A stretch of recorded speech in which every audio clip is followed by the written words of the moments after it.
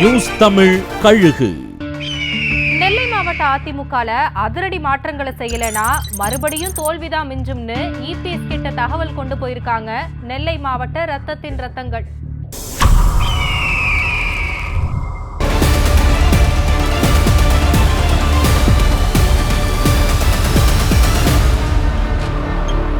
நெல்லை மாவட்ட அதிமுக ஜெயலலிதா மறைவுக்கு அப்புறமா அதிகார மட்டத்திலேயோ தேர்தல் வெற்றியிலேயோ இல்லாம இருக்கிற நிலைதான் தொடருது. 2024 நாடாளுமன்ற தேர்தல்ல முதல் சுற்றுகளுக்கெல்லாம் நாம் தமிழர் கட்சிக்கு கீழே போனதும் கடைசியில 3வது இடத்தை பிடிச்சாங்க. 4ஆம் இடத்துக்கும் அதிமுகவுக்கும் 2000 வாக்கு தான் வித்தியாசம். இதுக்கு காரணம் அதிமுக மாவட்ட செயலாளர் கணேஷ் ராஜா சரியா வேலை பார்க்கலன்னு சொல்லப்பட்டுச்சு.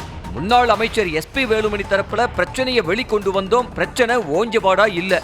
கொஞ்ச நாளைக்கு முன்னாடி நடந்த ஆர்ப்பாட்டத்துல கூட எதிர்பார்த்த அளவுக்கு கூட்டத்தை கூட்ட முடியாம சின்ன சின்ன பிரிவுகளா பிரிஞ்சு கிடக்காங்க நெல்லை மாவட்ட ரத்தத்தின் ரத்தங்கள்.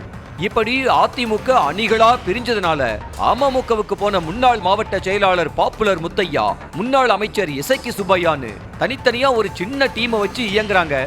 ஆனா கட்சியை வளர்க்கல. இதை இபிஎஸ் கவனிக்காட்டி 2026ல நெல்லையில கொடி நாட்டுறது கஷ்டம்தான் புலம்ப ஆரம்பிச்சிருக்காங்க.